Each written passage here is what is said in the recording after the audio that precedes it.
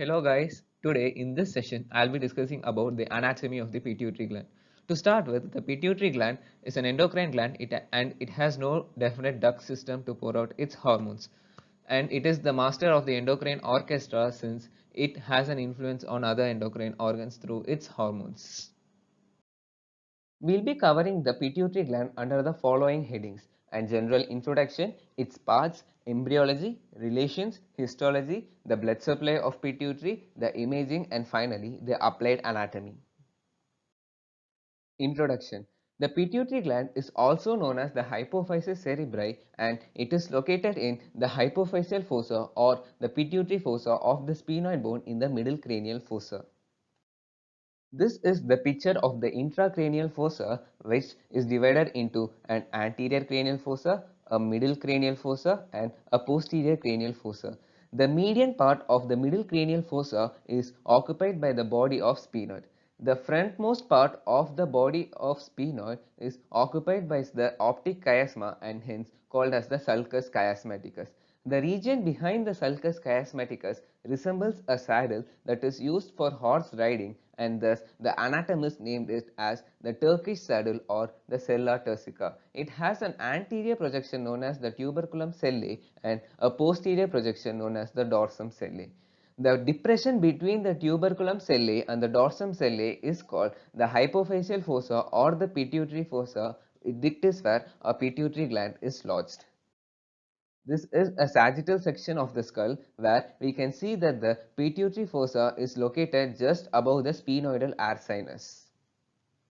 This is a sagittal section of the gross specimen and I would like to mention here that in your dissection classes you will not be able to appreciate the pituitary gland as most of the time it undergoes degeneration while the cadaver is being preserved in formalin. What you are able to see is this empty pituitary fossa lying above the sphenoidal air sinus and it marks the position of the pituitary gland in adults.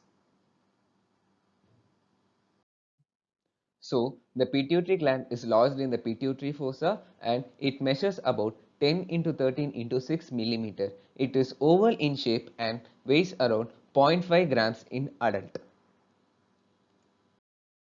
Basically, the pituitary gland is made up of two parts, namely the adenohypophysis or the anterior pituitary and the neurohypophysis or the posterior pituitary. The adenohypophysis is further broken down into three parts, namely the pars anterior, the pars intermedius and the pars tuberalis, while the neurohypophysis is of two parts, namely the pars nervosa and the stalk of the pituitary gland. To discuss about the embryology of the pituitary gland, the entire gland is an ectodermal derivative. As I said earlier, the pituitary gland is of two parts, namely the anterior and the posterior pituitary, and these two parts differ from each other embryologically, morphologically and also functionally. Embryology of the anterior pituitary.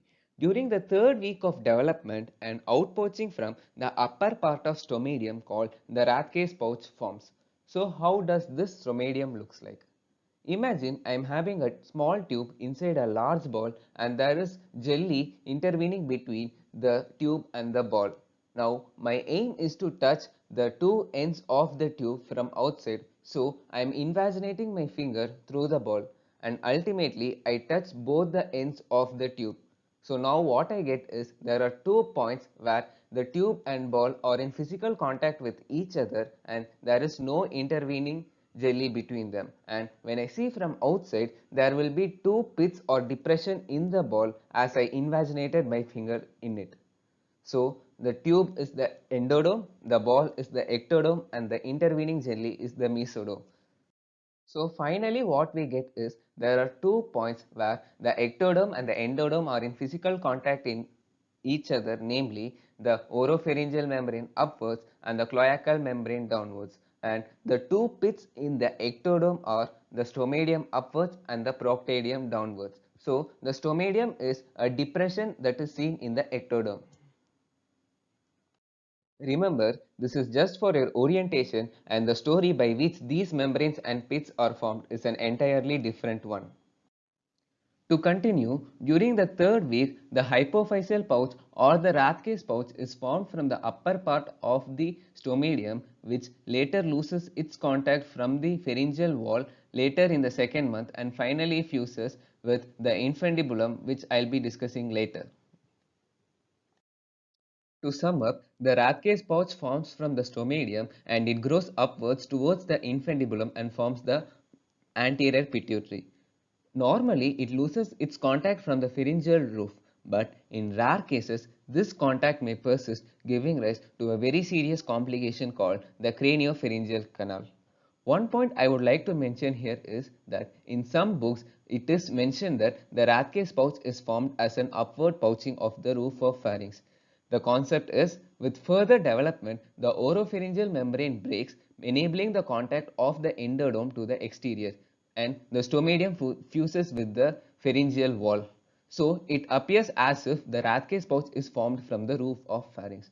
But the problem here is the pharyngeal cavity as a whole is an endodermal derivative, and we shouldn't come to a conclusion that the Rathke's pouch formed from the pharyngeal roof is an endodermal derivative. The Rathke's pouch is formed from the stomedium before it fuses with the pharyngeal wall, and as the stomedium is an ectodermal derivative, the Rathke's pouch too is an ectodermal derivative, thus making the anterior pituitary an ectodermal derivative.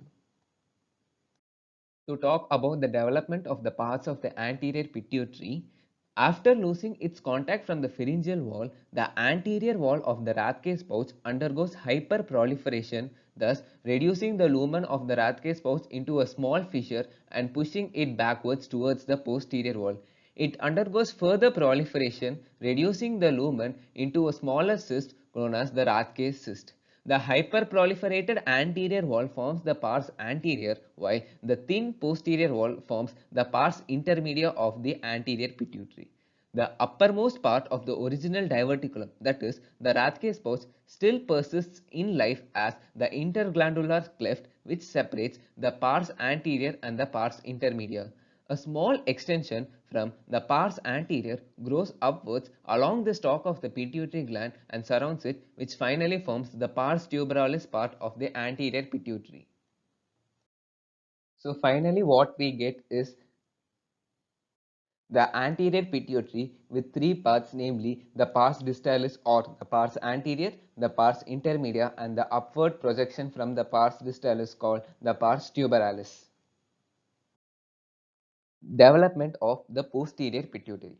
During the 6th week of development, an extension called the infundibulum projects downwards from the diencephalon, which is one of the 5 secondary brain vesicles which forms the thalamus, hypothalamus, the orbit, and the pituitary. The lowermost end of the infundibulum bulges and forms the pars nervosa part of the posterior pituitary, while the upper end persists as the stalk of the pituitary gland. While growing downwards, this infundibulum also drags with itself a bunch of nerve fibers arising from the hypothalamic area. To sum up, the posterior pituitary is formed from the diverticulum called the infundibulum from the diencephalon during the 6th week. The lowermost end of the infundibulum proliferates and forms the pars nervosa, while the uppermost part persists as the stalk of the pituitary gland.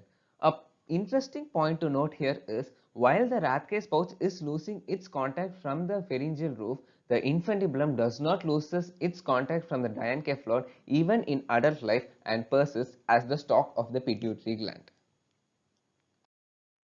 We are done with the embryology of the pituitary gland, and now let's discuss about its relations.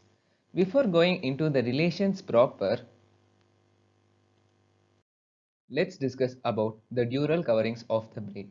Basically, the brain has two layers of dura mater, the outer endosteal layer adherent to the bone and the inner meningeal layer that is in close intimation with the brain. Due to the development of the brain vesicles, the dura mater around the brain is thrown into many folds, and one such fold is the diaphragma sella. So, the diaphragma sella is attached anteriorly to the tuberculum sellae and posteriorly to the dorsum sellae, thus forming the roof of the pituitary gland. As the diaphragma sella is forming the roof of the pituitary fossa, in order to gain access into the pituitary fossa, the infundibulum pierces the meningeal layer of the diaphragma sella, thus forming a hole in this layer.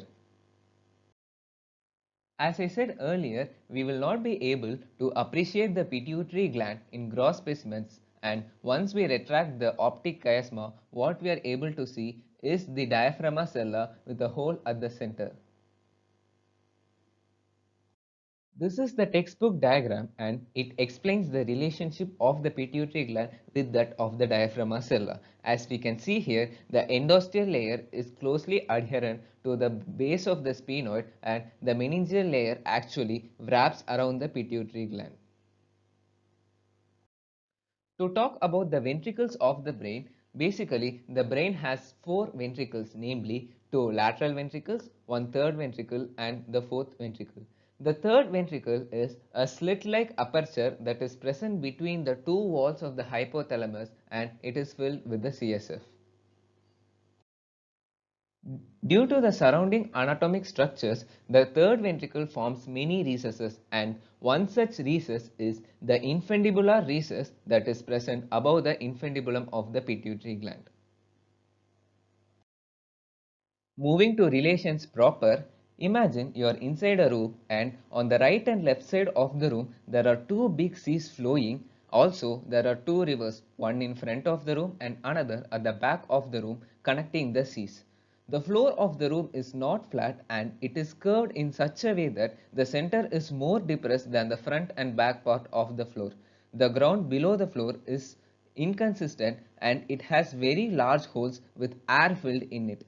Even the walls of your room is so deceiving that it is leaky and water from both the seas flow into your room forming a water channel under your feet. And in order to save your life, you are hanging from a rope that is arising from the roof. If you have this orientation in your mind, then the relations of pituitary would be simple. You are the pituitary gland and the rope from which you are hanging is the stalk of the pituitary and the curved floor is the pituitary fossa. The two C's on the right and left side of the room are nothing but the cavernous sinus and its contents. The cavernous sinus is one of the seven paired dural venous sinuses that is present on the either side of the pituitary gland.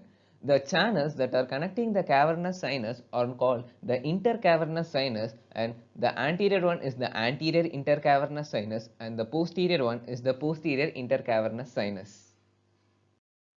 In this section, we are able to appreciate the various contents of the cavernous sinus such as the internal carotid artery, the abducent nerve, the oculomotor nerve, the trochlear nerve, the ophthalmic nerve and the maxillary nerve. Also, there is a small channel that is flowing below the pituitary gland and it is connecting the two cavernous sinus and this channel is present between the meningeal layer and endosteal layer of the diaphragma sella. So finally, the lateral relations include the cavernous sinus and its content. The anterior and posterior intercavernous sinus forms the anterior and posterior relations of the pituitary gland, which are the reverse of our story. Inferiorly, the pituitary gland is related to the sphenoidal air sinus, which is the ground with large holes in it and the irregular venous channels between the two layers of dura mater. Superior relations of the pituitary gland include the diaphragma sella, which is the dural fold, the optic chiasma above, the hypothalamus, which is the former diencephalon, and to be particular, the tuber cinereum part of the hypothalamus, and finally, the infundibular recess of the third ventricle forms the superior relations of the pituitary gland. To talk about histology, here we will be discussing about the various features of different parts of the pituitary gland, namely the pars distalis, pars intermedia and pars tuberalis of the anterior pituitary and the pars nervosa and the stalk of the pituitary gland, which are parts of the posterior pituitary. The histology of the pars anterior. The pars anterior is also known as pars distalis or the pars glandularis. It is the most important zone of the pituitary gland, constituting up to 75% of the anterior pituitary. It has a thick fibrous capsule surrounding it and it is made up of cords of cells surrounded by sinusoids, the arrangement most suitable for the discharge of the hormones. Basically, the pars anterior is made up of two types of cells, namely the chromophils and the chromophores. The chromophores are smaller in size and have little affinity for histologic stains. They have very little cytoplasm with almost no granules in it and are considered as exhausted cells or cells in inactive phase of secretion. In contrast, the chromophils are larger in size and have more affinity for histologic stains. They are enriched with secretory granules and it is basically of two types, namely the acidophils and the basophils. The chromophils are classified based on the type of stain they take as acidophils, which take up acidic stain, and the basophils, which take up the basic stain. The acidophils is of three types, namely the somatotropes, which secrete GH, the mammotropes, which secrete prolactin, and the corticotropes, which secrete the ACTH. The basophils is of two types, namely the thyrotropes, which secrete the thyroid stimulating hormone, and the gonadotropes, which secrete the follicle stimulating hormone, luteinizing hormone, and the interstitial cell stimulating hormone. This is the H&E picture of the anterior pituitary, where we are able to appreciate the acidophilic cell taking up the acidic stain and basophilic cell taking up the basic stain, and the chromophores, which takes almost no stain in them. In this electron microscopic picture of the anterior pituitary, we are able to appreciate the corticotropes, the somatotropes and mammotropes, and also the chromophore cells. Not shown here is the basophilic cells such as the thyrotropes and the gonadotropes. The pars intermedia. It is a thin zone of basophilic cells that is present between the pars distalis and the pars novosa. It is separated from the pars distalis by the interglandular cleft, which is the uppermost part of the original diverticulum. The Rathke cyst present here, which are the remnants of the lumen of the Rathke pouch, is lined by cuboidal to columnar follicular cells and it is filled with colloid. Though the functions of pars intermedia in adults is of little significance, in fetal life, these follicular cells secrete the POMC, that is the pro-opiomelanocortin, which is cleaved into the alpha and beta melanocyte stimulating hormone, the gamma lipotropin, and the beta endorphin. Remember this compound POMC. Later in biochemistry you will be learning that this is a larger protein which is the precursor of many hormones, namely the ACTH, the melanocyte stimulating hormone, and also the beta HCG, which is produced during pregnancy. The melanocyte stimulating hormone is responsible for the dispersal of melanin granules in amphibians, which is responsible for their alteration in skin color during night time. In this histologic slide, we are very well able to appreciate the pars intermedia that is present between the pars novosa and the pars distalis. We are able to see here the Rathke cysts, which are lined by the follicular cells and are filled with colloid. Pars tuberalis. It is an upward funnel-shaped extension of the pars distalis surrounding the infundibular stalk. The cells present here are basophilic and are gonadotropes, and it is of very little significance in humans. To talk about the posterior pituitary, it does not secrete any hormones but acts as a repository of the hormones secreted by the hypothalamus. Two structures present here are the non-myelinated nerve fibers arising from the hypothalamus and the pituocytes. The pituocytes are the most abundant cell type in the pars nervosa and they resemble the astrocytes, which is one of the type of neuroglial cells present. The most important point to note here is it neither secretes hormones nor stores it. Normally, in our human body, if a cell present in a particular structure is named after that structure, normally it performs the function of that structure. For example, the hepatocyte of the liver performs the metabolic functions of the liver while the myocyte performs contraction, which is the function of the muscle. The only exception in the entire human body is the pituocytes, where the cells are named after the gland but it has nothing to do with the functions of the gland. It neither secretes hormones nor stores it but only acts as a supporting cell with unknown function.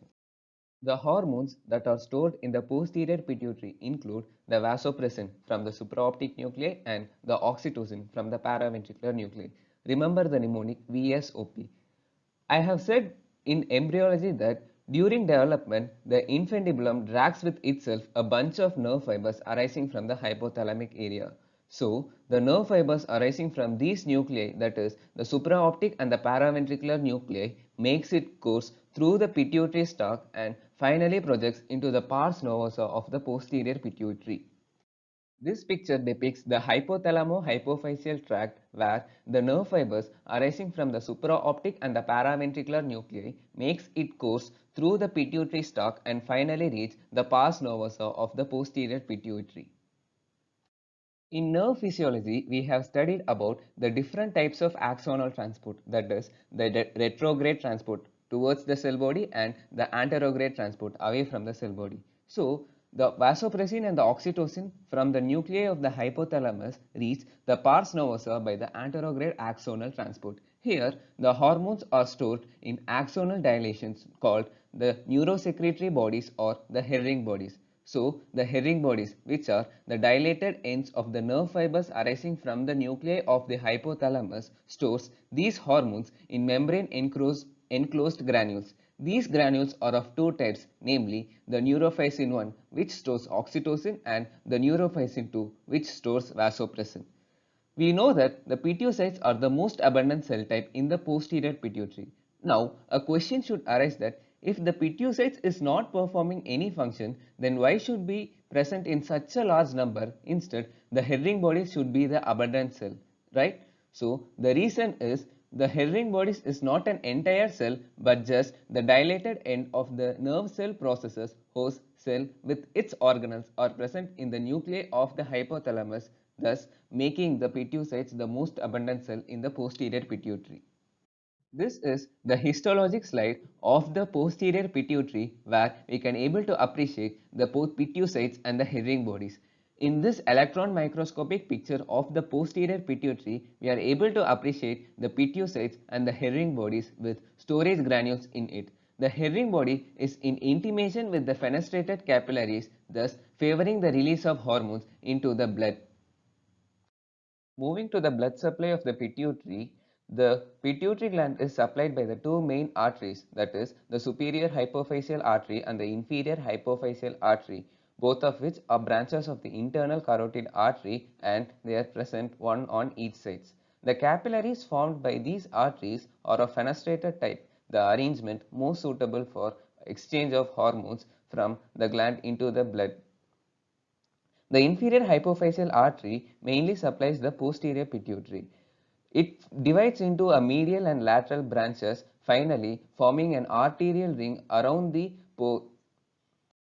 pars novosa. Some branches of this arterial ring may also anastomose with branches with that of the superior hypophyseal artery. Ultimately, the arterial ring is broken down into sinusoids into the substance of the pars novosa where the Herring body can pour out its secretions. Coming to the story of the superior hypophyseal artery, it first breaks down into capillaries surrounding the median eminence of the hypothalamus and the infundibulum, which joins back and later divides into the capillary plexus around the anterior pituitary, ultimately draining into the hypophyseal veins. This arrangement of having two capillary plexus, one around the median eminence and the other around the anterior pituitary, favors the control of the secretions of the anterior pituitary by the releasing and the inhibiting factors of the hypothalamus. The so-called hypothalamo-hypophyseal portal system homologous to the hepatic portal system in the liver. A point to note here is a separate branch from the superior hypophyseal artery supplies the lower part of the infundibulum and it is called the descending trabecular artery or the loral artery. This picture depicts the blood supply of the pituitary gland where we can see the inferior hypophyseal artery forms a capillary plexus around the pars novosa while the superior hypophyseal artery first forms the capillary plexus around the median eminence and the upper part of the infundibulum, later forms the capillary plexus around the anterior pituitary, which finally drains into the hypophyseal veins, the so-called hypothalamo-hypophyseal portal system. The small veins arising from these capillary plexus join to form the superior and the inferior hypophyseal veins. These drains ultimately drain into the neighboring dural venous sinuses such as the cavernous sinus and the intercavernous sinus. So what about lymphatics? Please remember one point, that the central nervous system does not contain an lymphatic drainage, and also the structures which are derived directly from the neural tube also has no lymphatic drainage. That is why your orbit has no lymphatic drainage, and for the same reasons the pituitary gland too has no lymphatic drainage. Now, a logical question may arise that if the anterior pituitary is derived from the mouth cavity, then why can't it have a lymphatic drainage, since the mouth cavity has a lymphatic drainage? The reason behind it is, while the Rathke's pouch is formed, it does not drag the blood supply and the lymphatic drainage of the oral cavity. That is why the anterior pituitary is supplied by the superior hypophyseal artery, which is the branch of the internal carotid artery, the principal artery of the brain. And also the venous drainage takes place via the cavernous sinus, where the blood from brain also drains. So ultimately the pituitary gland has no lymphatic drainage, and also our central nervous system and orbit also has no lymphatic drainage. The image on the left shows the X-ray of the brain, where we can able to appreciate the depression of the pituitary fossa, marking the position of the pituitary gland. The image on the right is the MRI of the sagittal section of the brain, where we can easily locate the pituitary gland, which is located above the dark colored sphenoidal air sinus. Finally, discussing about the applied anatomy, here you can write about the endocrine disturbances such as gigantism, Cushing syndrome, and so on. Embryologically, two conditions are relevant, that is the craniopharyngioma, which is formed from the remnants of the Rathke's pouch giving rise to a tumor in the sphenoid bone, and the pharyngeal hypophysis, where some cells of the Rathke's pouch may take a deviation from the normal course and extend backward along the roof of the nasopharynx, forming an accessory lobe of anterior pituitary on the pharyngeal wall. Pituitary adenoma, or the benign tumors of the pituitary gland. The symptoms caused by them may be due to two reasons. One, due to endocrine disturbances, where it causes gigantism due to GH secreting tumors and Cushing syndrome due to ACTH secreting tumors. The second reason may be due to the pressure on the adjacent structures. If the pituitary adenoma grows downwards, then in the plain radiograph of the skull, it appears as if the cella turcica has ballooned out, while the pituitary adenoma grows upwards. It compresses the optic chiasma, leading to a loss of vision in the temporal field, a condition called bitemporal hemianopia. From the anatomy point of view, the most important applied aspect is the surgical approach of the pituitary adenoma. First, the gland may be approached through the anterior cranial fossa by elevating the frontal lobe of the brain, the so-called transfrontal approach, or the gland may be approached by raising the periosteum of medial wall of the orbit, and then the ethmoidal air cells and sphenoidal air cells are accessed, after which the pituitary tumor is removed. This is called transorbital, transethmoidal, transsphenoidal approach. Finally, the gland may also be reached by elevating the nasal mucosa from the nasal septum, after which the nasal septum and the rostrum of sphenoid are removed and the sphenoidal air cells are accessed, and finally the pituitary tumor is removed. This approach is the transnasal transsphenoidal approach. We have completed the discussion part, and from the exam point of view, pituitary gland as a whole is a 10-mark question, and you may expect the histology and the embryology of the pituitary gland as a 4-mark question, and for 2 marks the arterial supply, and they can ask any one of the embryology, like the embryology of anterior pituitary or the embryology of posterior pituitary. For 10 marks, you can start with an introduction of its location in the hypophyseal fossa and its dimensions of 10 into 13 into 6 millimeter, oval shaped, and 0.5 grams in adult. And you can draw this diagram showing its location in the pituitary fossa. The next is the parts, and you can say that it has two parts, anterior posterior. The anterior is divided into distalis, intermediate, humerus, and the posterior into the pars nervosa and the infundibular stalk, and you can draw this diagram. Coming to the embryology point, the most important points are the anterior pituitary derived from the Rathke's pouch and the posterior pituitary from the infundibulum. To add on, you can also write the development of different zones of the anterior pituitary. Next is the relations. It's not important as far as pituitary gland is concerned, but you can add a note of it to fetch an extra points, and you can draw this diagram over here, and it explains the relationship of pituitary gland with that of the cavernous sinus, sphenoid air cells and the optic chiasma. Coming to the histology part, the anterior pituitary, the types of cells are important, and for posterior pituitary, the herring bodies, the pituocytes and the hypothalamo-hypophyseal tract are important points. For blood supply, of course, the portal system around the median eminence and the anterior pituitary is the most important point, and you can say that they all drain into the cavernous sinus. At last, to the applied aspects, you can start with pituitary adenoma and say it's a benign tumor, and add a note on its symptoms. Most importantly, it causes the bitemporal hemianopia due to the compression of optic chiasma. And surgical approach, that is the transfrontal approach, the transorbital, transethmoidal, transsphenoidal approach, and the transnasal transsphenoidal approach are important points. So finally, we have come to an end, and I hope I had made this session interesting at least a bit, and all of you have learned at least few points about the pituitary gland. Thank you.